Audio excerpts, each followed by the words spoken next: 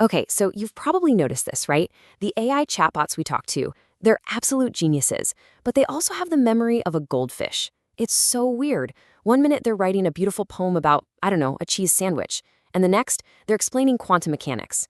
But if you ask them what happened in the news yesterday, nothing. Blank stare.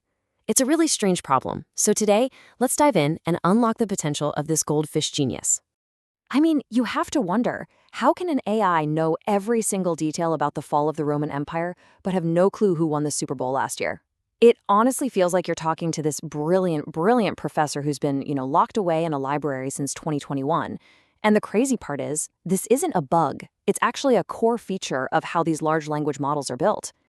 And this is really the best way to think about it, our main idea for today, the goldfish genius.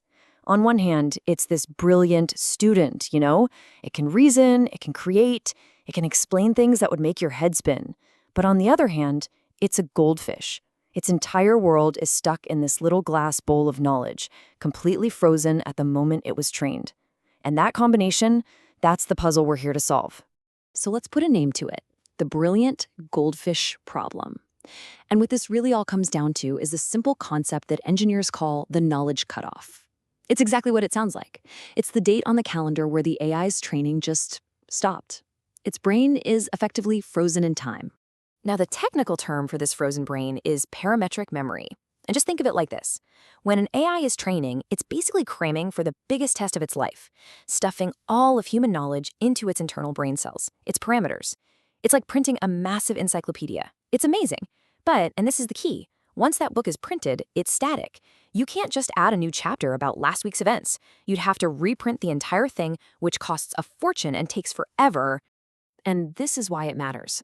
This frozen brain creates very real problems for us. Obviously, it can't keep up with current events, but it also means it has no idea about your company's private data or your specific project. And maybe the most dangerous part? When it gets backed into a corner and doesn't know something, it can hallucinate. It will just make up an answer that sounds totally convincing, but is completely wrong. And that's a huge problem for trust. So what's the fix? How do we give this goldfish a memory upgrade? Well, the solution is this really elegant idea called Retrieval Augmented Generation, or what everyone just calls RAG. And the absolute best way to understand it is to imagine we're letting our brilliant student take an open book test.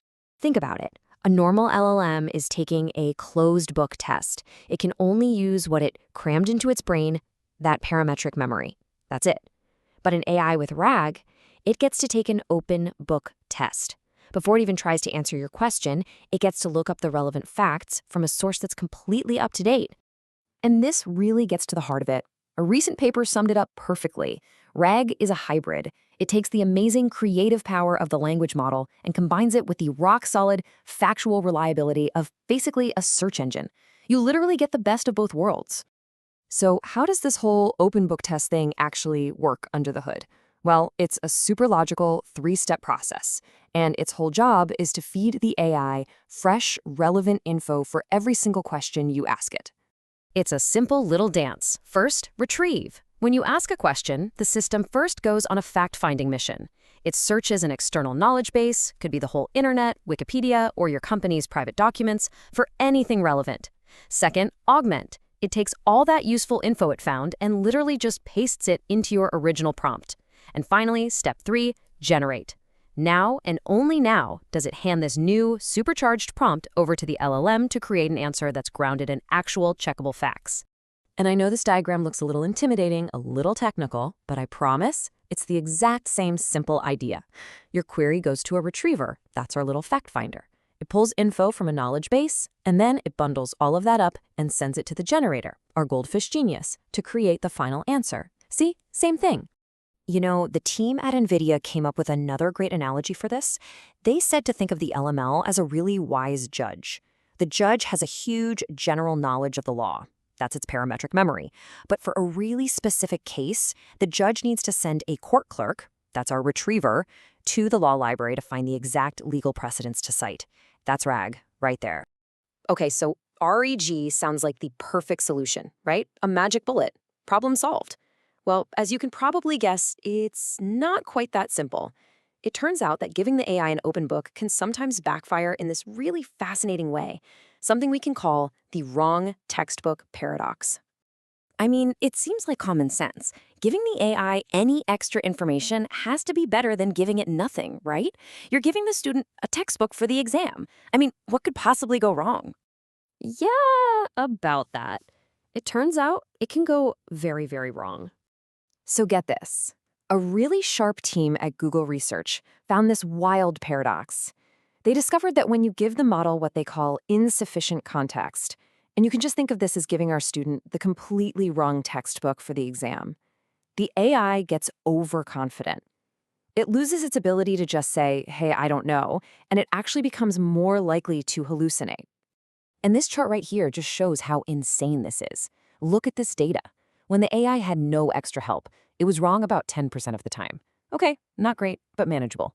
But when they gave it bad information, the wrong textbook, the number of incorrect answers shot up to over 66%. It's because the AI tried to force an answer from the junk it was given, and it failed spectacularly. So, okay, RAG has this weird little quirk, but I want to be crystal clear. Despite that challenge, this technology is still one of the most important things happening in AI right now. It is a genuine game changer. It takes these models from being clever toys to being truly useful, powerful tools that we can actually rely on. So here's the bottom line. RAG keeps AI current by connecting it to live, real-time data. It builds trust because we can finally ask it, hey, where did you get that? And it can show us its sources. It's way cheaper, saving companies from having to constantly retrain these massive models. And maybe the biggest deal of all, it lets an AI become a true expert on your private data, answering questions about your company with incredible precision. And that brings us to the final question I want to leave you with. We've basically given our Goldfish genius a library card to the entire world. We've taught it how to read any book we give it. So the question for all of us now is, what's the first book we should hand it? What's the first chapter we should ask it to learn? Hey, if you had fun digging into how the AI brain works, do me a favor and subscribe to CasiornThinks on YouTube, Spotify, and Apple Podcasts. We do explainers like this all the time. And for more of the day-to-day stuff, you can follow us on X. We're at CasiornThinks. And you are definitely going to want to stick around for our next episode. We're asking the question, why think? And we're going to explore a wild technique called chain of thought, which basically gives these brilliant AI poets a calculator to check their work. It's going to be a good one. See you then.